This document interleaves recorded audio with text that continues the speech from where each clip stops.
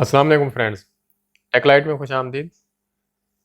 हमने सी programming language के काफ़ी सारे लेक्चर्स जिसमें हमने काफ़ी सारी बेसिक चीज़ें पढ़ ली हैं और यही बेसिक चीज़ें हैं जो कि हमें प्रोग्रामिंग के लिए हेल्प करती हैं और इन्हीं बेसिक चीज़ों को समझना बहुत ज़रूरी है। ये बेसिक चीज़ें तकरीबन प्रोग्रामिंग की जितनी भी लैंग्वेजेज़ हैं, उन सब में यही बेसिक चीज़ें इस्तेमाल होती हैं। जैसे वेरिएबल हो गया, वेरिएबल डिक्लेरेशन, इनिशियलाइज़ेशन हो गया, इनपुट आउटपुट हो गए। बेसिक चीज़ें ही हम तमाम प्रोग्रामिंग लैंग्वेज में इस्तेमाल करते हैं। तो हमने काफ़ी सारी बेसिक चीज़ें पढ़ ली हैं। आज के लेक्चर 10 के साथ हम हाज़िर हैं। इससे पहले लेक्चर नंबर 9 में हमने पढ़ा था स्केप सीक्वेंसेस। दोस्तों, स्केप सीक्वेंसेस में हमने काफ़ी सारे स्केप सीक्वेंसेस पढ़े थे, जिसमें हमने न्यू लाइन पढ़ा था, कैरेज रिटर्न पढ़ा था, उसके बाद बैकस्लैश टी टैब पढ़ा था, उसके बाद फॉर्म फीड पढ़ा था और इसी तरह बैक स्पेस, हेक्साडेसिमल और ऑक्टल के जो हैं स्केप सीक्वेंसेस हमने पढ़े थे। ये चीज़ें हमने बाकायदा प्रोग्रामिंग के साथ भी हमने कवर की थी और प्रोग्रामिंग करके हमने देखा था कि इनको कैसे इस्तेमाल करते हैं और इनको इस्तेमाल करके हमें कैसी आउटपुट मिलती है। तो चलते हैं आज के लेक्चर की तरफ। हमारे आज के जो लेसन नंबर 10 है उसके टॉपिक हम देख लेते हैं। तो आज का जो हमारा टॉपिक है इनपुट और आउटपुट। दोस्तों, हम इनपुट और आउटपुट फंक्शंस के बारे में पढ़ेंगे कि सी के अंदर हम इनपुट और आउटपुट के कौन से फंक्शन इस्तेमाल करते हैं। जिसमें हमारे पास स्कैन एफ है, गेट सी एच है, गेट एस है, गेट सी एच ई है, इसी तरह हमारे पास प्रिंट एफ है, पुट एस है। इन फंक्शंस के बारे में आज हम पढ़ेंगे और इनका इस्तेमाल हम देखेंगे और बाकायदा हम डेव सी प्लस प्लस के अंदर इनको कोड करके देखेंगे कि हम इनको किस तरह इस्तेमाल करते हैं। तो देखते हैं कि हमारे पास ये फंक्शन कौन कौन से हैं। तो सबसे पहले हमारे पास जो इनपुट फंक्शन है वो है स्कैन एफ है, गेट सी एच है, गेट सी एच ई है और गेट एस है। ये हमारे इनपुट फंक्शन है। इनपुट फंक्शन ऐसे फंक्शन होते हैं जो कि हम यूज़र से वैल्यू लेने के लिए इस्तेमाल करते हैं। उसके बाद हमारे पास आउटपुट फंक्शन है, जैसे कि हमारे पास प्रिंट एफ है और पुट एस है। प्रिंट एफ हमने काफ़ी इस्तेमाल किया है और हमें पता है कि प्रिंट एफ हम वहाँ इस्तेमाल करते हैं जहाँ हमने अपनी वैल्यू को या मैसेज को स्क्रीन पे शो करना होता है। तो ये आउटपुट फंक्शन कहलाते हैं। पुट एस भी आउटपुट फंक्शन है। ये क्या करते हैं, हमारी जो वैल्यू है, हमारी कोड के जो मैसेजेस हैं, उनको स्क्रीन पे शो करने के लिए इस्तेमाल होते हैं। तो चलते हैं डेव सी प्लस प्लस में और इनको बाकायदा इस्तेमाल करके देखते हैं, इनकी कोडिंग करके देखते हैं और इनमें डिफरेंस देखते हैं कि ये किस तरह काम करते हैं और इनमें डिफरेंस क्या है। तो डेव सी प्लस प्लस में हम आ गए। यहाँ पे हम एक एक करके इनको बाकायदा कोडिंग करके देखेंगे। दोस्तों, ये डबल फॉरवर्ड स्लैश के साथ इन्हें हम कमेंट कहते हैं। ये प्रोग्राम के अंदर रन नहीं होते, बल्कि प्रोग्राम जो है, जो कंपाइलर है, इन्हें स्किप कर देता है। इन्हें हम प्रोग्रामिंग लैंग्वेज में कमेंट्स कहते हैं। तो सबसे पहले हम स्कैन एफ को देखते हैं और इसका इस्तेमाल देखते हैं कि हम स्कैन एफ को प्रोग्रामिंग के अंदर किस तरह इस्तेमाल करते हैं। तो सबसे पहले हम क्या करते हैं, हम वेरिएबल बनाते हैं। हम बनाते हैं इंट टाइप का,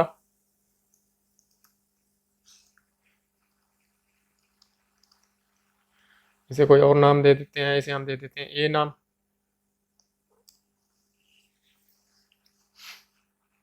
तो स्कैन ऐप को इस्तेमाल करने से पहले मैं थोड़ा सा आपको यहाँ पे कुछ बताना चाहूँगा कि स्कैन ऐप हम क्यों इस्तेमाल करते हैं। स्कैन ऐप हम यूज़र से वैल्यू लेने के लिए इस्तेमाल करते हैं। जब हम प्रोग्राम रन करते हैं तो ये रनने के दौरान यूज़र से वैल्यू लेता है और उसी वैल्यू को मैनिपुलेट करके उसको आउटपुट स्क्रीन पे शो करता है और उसी वैल्यू को मैनिपुलेट करके हम आउटपुट स्क्रीन पे शो करवाते हैं।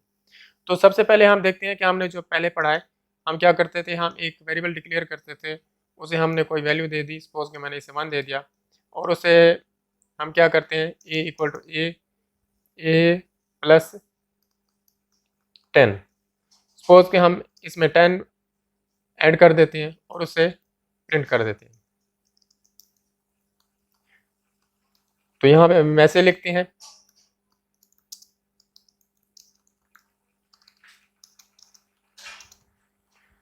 कि, और यहाँ पे हम फॉर्मेट स्पेसिफायर देते हैं, इंटीजर के लिए हम -d हम दे देते हैं, उसके बाद हम वेरिएबल का नाम देते हैं।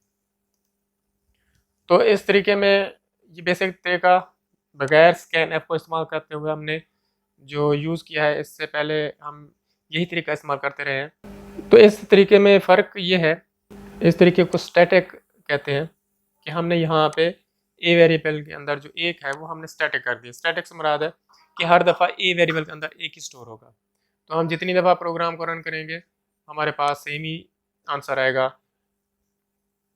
हम इसे दोबारा रन करते हैं तभी हमारे पास सेम ही आंसर आ रहा है। हम प्रोग्रामिंग के अंदर ऐसा नहीं करते, हम बल्कि हम यूँ करते हैं कि हम प्रोग्राम रन कर देते हैं, उसके बाद यूज़र अपनी मर्ज़ी से वैल्यू देता है और फिर वो अपनी मर्ज़ी से उसे जो आंसर चाहिए होता है वो लेता है। तो ये था स्टैटिक तरीका। तो अब हम स्कैनएफ को इस्तेमाल करते हैं। तो हम क्या करते हैं, सबसे पहले हम यहाँ पे एक मैसेज पहले शो करते हैं और यूज़र को बताते हैं कि उसने क्या करना है। तो हम उसे बता देते हैं इंटर अ वैल्यू।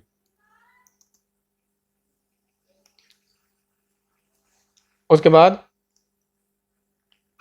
हम स्कैनएफ को इस्तेमाल करते हुए यूज़र से वैल्यू लेते हैं। तो स्कैनएफ को इस्तेमाल करने का तरीका ये है कि हम स्कैनएफ लिखते हैं, उसके बाद ब्रैकेट्स के अंदर हम फॉर्मेट स्पेसिफायर देते हैं। हम फॉर्मेट स्पेसिफायर डबल कोट्स के अंदर देखते हैं। हमारे पास चूँकि ये इंटीजर है तो हम इंटीजर टाइप का फॉर्मेट स्पेसिफायर देंगे। हम मोरलेस डी लिखते हैं, आगे हम कॉमा डाल के वेरिएबल का नाम लिख देते हैं। तो ये स्कैनएफ और प्रिंटएफ इनका सेम ही है सिंटैक्स। प्रिंटएफ के अंदर भी हम फॉर्मेट स्पेसिफायर दे के आगे वेरिएबल का नाम लिख देते हैं। तो स्कैनएफ के अंदर भी हम ऐसे ही करते हैं, हम मोरलेस डी लिखते हैं, उसी टाइप का हम फॉर्मेट स्पेसिफायर देते हैं, आगे वेरिएबल का नाम लिखते हैं। लेकिन यहाँ पे थोड़ा सा डिफरेंस है, हम यहाँ पे एड्रेस सिंबल देते हैं। ये सिंटैक्स का हिस्सा है, हम ऐसे ही लिखेंगे। ये एड्रेसिंग के लिए इस्तेमाल होता है। स्कैनएफ के अंदर हम जितने भी वेरिएबल इस्तेमाल करेंगे उनके साथ ही हम एड्रेस ऑपरेटर ज़रूर इस्तेमाल करेंगे। तो यहाँ पे क्या हमने मैसेज शो किया यूज़र को, हमने उसे कहा कि इंटर अ वैल्यू। आगे हमने स्कैनएफ किया। स्कैनएफ क्या करेगा, वो वैल्यू यूज़र से इंटर करवाएगा और इंटर करवा के ए वेरिएबल के अंदर स्टोर कर देगा। तो इस तरह हमारे पास ए के अंदर जो है वो वैल्यू स्टोर हो जाएगी और दोबारा उस वेरिएबल की वैल्यू को हम शो कर सकते हैं। तो इसे कंपाइल और रन करते हैं। तो यहाँ पे जो हमारे पास आउटपुट आ रही है उसके अंदर मैसेज शो हो रहा है इंटर अ वैल्यू। आगे जो कर्सर है वो ब्लिंक कर रहा है। ब्लिंकिंग से मुराद ये है कि वो हमसे वैल्यू मांग रहा है, तो हम इसे कोई वैल्यू देते हैं, 101 कर देते हैं और आगे इंटर प्रेस करते हैं। तो जब हम इंटर प्रेस करते हैं तो दूसरे प्रिंट एफ ने हमें उस वेरिएबल की वैल्यू को शो कर दिया है। तो इसी तरह हमारे पास जो दूसरा मैसेज आ रहा है, the value is equal to 101। तो ये था स्कैनएफ का तरीका कि स्कैनएफ को हम इस्तेमाल करते हुए यूज़र से किस तरह वैल्यू लेते हैं। पहले हमने स्टैटिक तरीका देखा, उसके बाद यूज़र से वैल्यू लेने के लिए हमने स्कैनएफ का तरीका देखा। तो ये प्रोफेशनल तरीका है स्कैनएफ। तकरीबन जितने भी प्रोग्राम्स बनते हैं उनके अंदर हम यूज़र से ही वैल्यू लेते हैं और यूज़र से वैल्यू लेके ही हम उसे मैनिपुलेट करते हैं। तो इसे हमने देखा स्कैनएफ को किस तरह इस्तेमाल करते हैं। नेक्स्ट हम चलते हैं गेट सी एच को।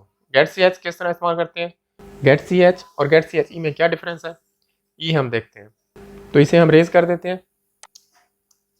तो यहाँ पे हम कुछ नहीं लिखते, हम यहाँ पे सिर्फ गेट सी एच लिखते हैं। आगे गेट सी एच ई।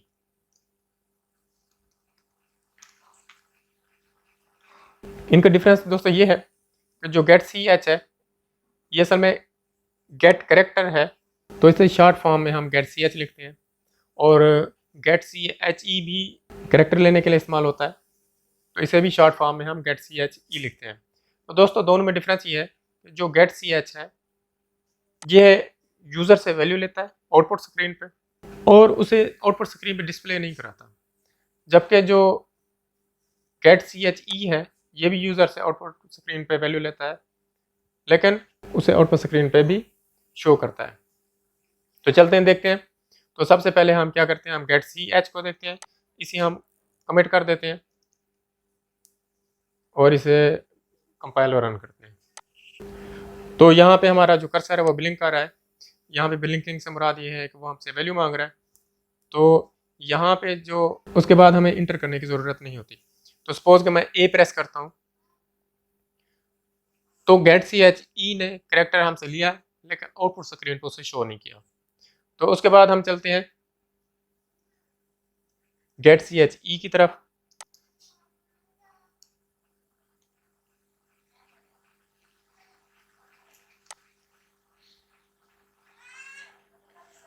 और यहाँ पे आगे मैं दोबारा ए प्रेस करता हूँ तो यहाँ पे क्या है, हमारे पास ए जो है वो शो हो रहा है। तो यही डिफरेंस है गेट सी एच और गेट सी एच ई में। गेट सी एच ई जो है वो हमें आउटपुट स्क्रीन पे भी वैल्यू को शो करता है। और इसी तरह हम इन फंक्शन को इस्तेमाल करते हुए जो हम कैरेक्टर लेते हैं वो हम किसी वेरिएबल के अंदर भी स्टोर कर सकते हैं।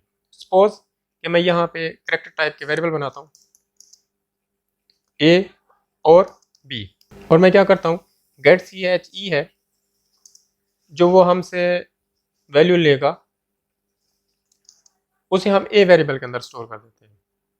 और इसी तरह जो गेट सी एच ई है वो भी जो वैल्यू लेगा उसे हम बी के अंदर स्टोर कर देते हैं।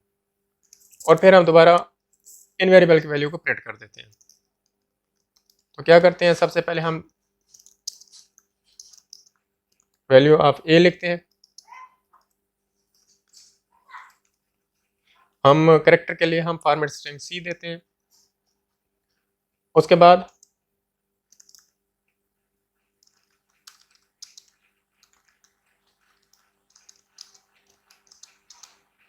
Value of B, format string हमारे पास परसेंटेज साइन सी हो गया। आगे हम वेरिएबल का नाम दे देते हैं, ए हो गया और बी हो गया। तो इन्हें कंपाइल और रन करते हैं।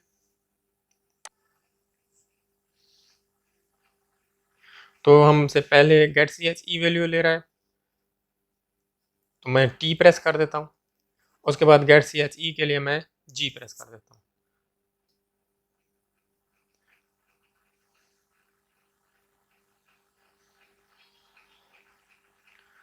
तो यहाँ पे देखें, यहाँ पे जो हमारे पास आउटपुट आ रही है वो है g the value of a equal to t, the value of b a equal to g. तो दोस्तों जी इस वजह से आ रहा है क्योंकि हमने पढ़ा है कि जो गेट सी एच ई है वो हमसे वैल्यू लेने के बाद आउटपुट स्क्रीन पे भी शो करता है। तो उसने अपनी वैल्यू को शो कर दिया है जी, और जो हमने प्रिंट एफ के जरिए जो हमने वैल्यू प्रिंट किया वो भी साथ आ रही है। तो ये था इनका डिफरेंस। नेक्स्ट हम चलते हैं, हमारे पास है गेट एस। गेट एस है और आउटपुट पे हमारे पास पुट एस है। इन दोनों का हम एक साथ इस्तेमाल करते हैं। तो दोस्तों गेट एस और पुट एस से मुराद है गेट एस, एस से मुराद है स्ट्रिंग। इसी तरह पुट एस से मुराद हमारे पास एस से मुराद स्ट्रिंग है। तो दोस्तों स्ट्रिंग ऐसी वैल्यू होती है जो एक या एक से ज़्यादा करेक्टर पे मुश्तमिल हो, तो उन्हें हम स्ट्रिंग वैल्यू कहते हैं। ये हम करेक्टर वेरिएबल को इस्तेमाल करते हुए स्ट्रिंग वेरिएबल बनाते हैं। तो ये कैसे करते हैं, हम प्रोग्राम के जरिए देखते हैं। सपोज कि हमारे पास ए है, तो स्ट्रिंग की वैल्यू को लेने के लिए हम क्या करते हैं, बड़ी ब्रैकेट्स डाल के उसके अंदर अपने करेक्टर की तादाद के मुताबिक हम यहाँ पे वो तादाद यहाँ पे ऐड कर देते हैं। सपोज कि मैं यहाँ पे 100 करेक्टर की तादाद दे देता हूँ। इट्स मीन कि हम एक करेक्टर टाइप का वेरिएबल बना रहे हैं, उसके अंदर हम 100 करेक्टर स्टोर कर सकते हैं। प्रोग्रामिंग लैंग्वेज में हम इसे अरे कहते हैं। तो ये करेक्टर टाइप का अरे है, तो हम इसको इस्तेमाल करते हुए गेट एस और पुट एस को देखेंगे। तो हम क्या करते हैं, यहाँ पे सेम टू सेम रहने देते हैं। हम करते हैं गेट एस,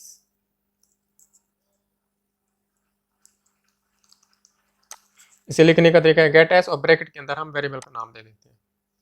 और इसी तरह हमारे पास पुट एस और ब्रैकेट के अंदर वेरिएबल का नाम। तो इससे क्या होगा, हम इसे प्रिंट एफ को पहले रेज कर देते हैं। इससे क्या होगा कि गेट एस क्या करेगा, हमसे एक स्ट्रिंग लेगा, उस स्ट्रिंग को ए के अंदर स्टोर कर देगा। और पुट एस हमारे पास जो आउटपुट फंक्शन है, पुट एस क्या करेगा, ए वेरिएबल की वैल्यू को स्क्रीन पे आउटपुट कर देगा। ये छोटा सा है, हम इसे कंपाइल और रन करते हैं। तो यहाँ पे ब्लिंकिंग हो रही है, हम यहाँ पे मैसेज लिखते हैं, this is our string value.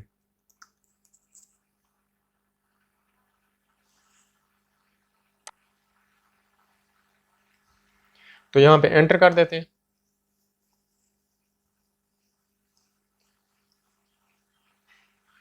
तो क्या हुआ हमारे पास, हमने पहले मैसेज टाइप किया, हमने स्ट्रिंग वैल्यू टाइप की, गेट एस की वजह से वो वैल्यू वेरिएबल में स्टोर हुई, और पोर्ट एस की वजह से वो वैल्यू दोबारा स्क्रीन पे आउटपुट हो गई। तो इसे हम थोड़ा प्रोफेशनल करते हैं। तो हम क्या करते हैं, हम यहाँ पे पहले यूज़र को मैसेज देते हैं कि उसने क्या करना है।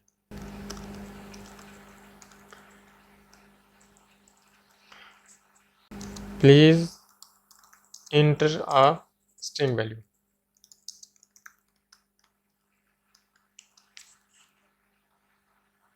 और उसके बाद हम आउटपुट पे भी यूज़र को बताते हैं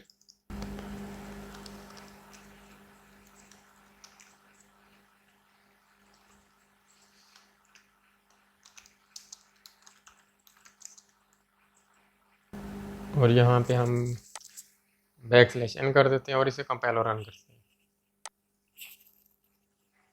तो यहाँ पे हमारे पास एक एरर आ रहा है, हम पढ़ते हैं कि हमारे पास एरर क्या आ रहा है। हमारे पास एरर है expected semicolon before get S. इसका मतलब है कि हमने टर्मिनेटर इस्तेमाल नहीं किया। तो सबसे पहले हम टर्मिनेटर ऐड करते हैं और यहाँ भी हम टर्मिनेटर ऐड करते हैं और इसे दोबारा कंपाइल और रन करते हैं।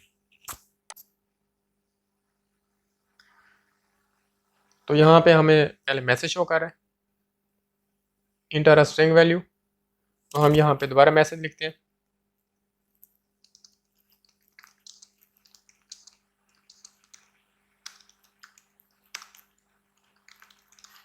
Hurrah this is programming. हम इसे एंटर करते हैं और यहाँ पे हमें जो है आउटपुट शो कर रहा है, you entered hurrah this is programming. तो ये था गेट एस और पुट एस, और उसके साथ हमने प्रिंट एफ को इस्तेमाल देखा और पुट एस का भी इस्तेमाल देखा। यह है प्रोग्रामिंग के अंदर फंक्शन, बिल्ट इन फंक्शन है जो हम इस्तेमाल करते हैं प्रोग्रामिंग के अंदर, और इन्हीं फंक्शन को इस्तेमाल करते हुए हम अपनी कोडिंग करते हैं। अब हम चलते हैं एक प्रोग्राम की तरफ और एक छोटा सा प्रोग्राम बनाते हैं इन्हीं फंक्शन को इस्तेमाल करते हुए। हमारे पास प्रोग्राम है convert distance from kilometres to metres. तो हमारे पास एक छोटा सा प्रोग्राम है, हमने किलोमीटर को मीटर में चेंज करना है, लेकिन वैल्यू हमने यूज़र से लेनी है। तो यूज़र से वैल्यू लेने के लिए हम क्या करते हैं, स्कैन एफ का इस्तेमाल करते हैं। तो सबसे पहले हम वेरिएबल बनाते हैं, हम फ्लोट टाइप के वेरिएबल बनाते हैं और उसके अंदर हम किलो और मीटर का वेरिएबल बना देते हैं। उसके बाद हम यूज़र को एक मैसेज पहले देते हैं और उसे बताते हैं कि उसने क्या करना है। उसे कहते हैं please enter kilometres to convert.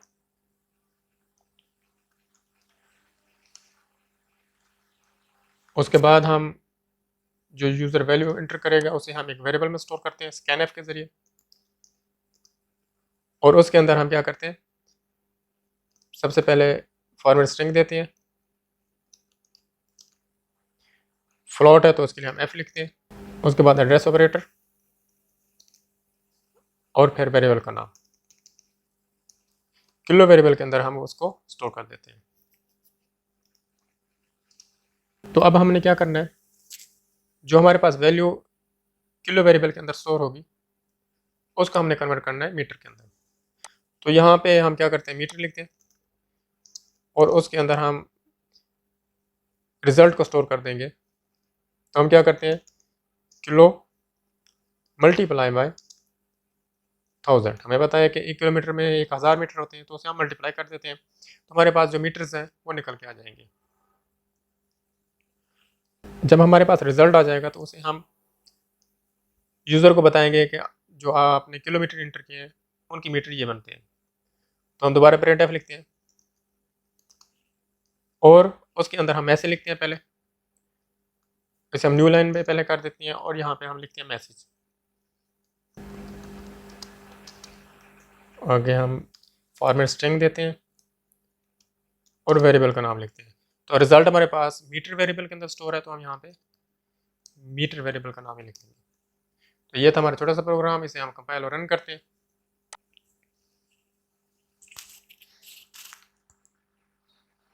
तो हमारे पास मैसेज आ गया, हमसे पूछ रहा है please enter kilometres to convert. तो हम यहाँ पे क्या करते हैं 11 दे देते हैं। तो हमारे जो किलोमीटर हैं वो 11 है और देखते हैं हमारे पास मीटर क्या निकल के आते हैं। तो यहाँ पे जो है हमारे पास मीटर्स निकल के आ गए। यहाँ पे हमारे पास मीटर्स हैं 11,000.000। तो हमने पढ़ा है कि हम फील्ड विड्थ स्पेसिफायर के ज़रिए हम जो डॉट के बाद वैल्यू है उसे हम अपनी मर्ज़ी से सेट कर सकते हैं। तो यहाँ पे हम क्या करते हैं 0.0 कर देते हैं। इट्स मीन कि हमारे जो है डॉट के बाद कोई वैल्यू नहीं चाहिए। तो इसे हम दोबारा यहाँ पे वैल्यू देते हैं और यहाँ पे जो हमारे पास वैल्यू आ रही है वो 11,000 आ रही है। और इसी तरह अगर हम चाहें कि डॉट के बाद हमारे पास 2 डिजिट होने चाहिए तो वो भी हम कर सकते हैं।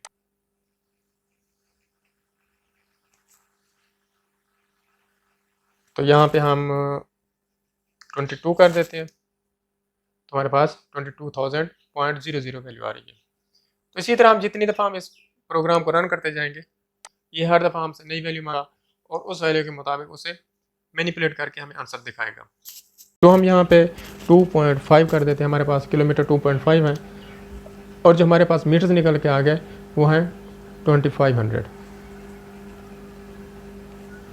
तो ये था छोटा सा प्रोग्राम जिसमें हमने बिल्ट इन फंक्शन को इस्तेमाल करते हुए देखा और हमने छोटा सा प्रोग्राम भी बनाया और हमने देखा कि इन फंक्शन को इस्तेमाल करते हुए हम सी के अंदर किस तरह कोडिंग करते हैं। नेक्स्ट लेसन में हम देखेंगे कि हमारे पास सिलेक्शन स्ट्रक्चर क्या है जिसके अंदर हम इफ़ एल्स और एल्स इस्तेमाल करते हैं और इनके अंदर हम कंडीशन इस्तेमाल करते हैं। इन्हीं कंडीशन के ट्रू और फॉल्स होने पे जो हमें रिज़ल्ट मिलता है उनको हम किस तरह इस्तेमाल करते हैं ये हम देखेंगे। अब तक के लिए इतना ही, नेक्स्ट वीडियो में मिलते हैं, तब तक के लिए अल्लाह हाफ़िज़।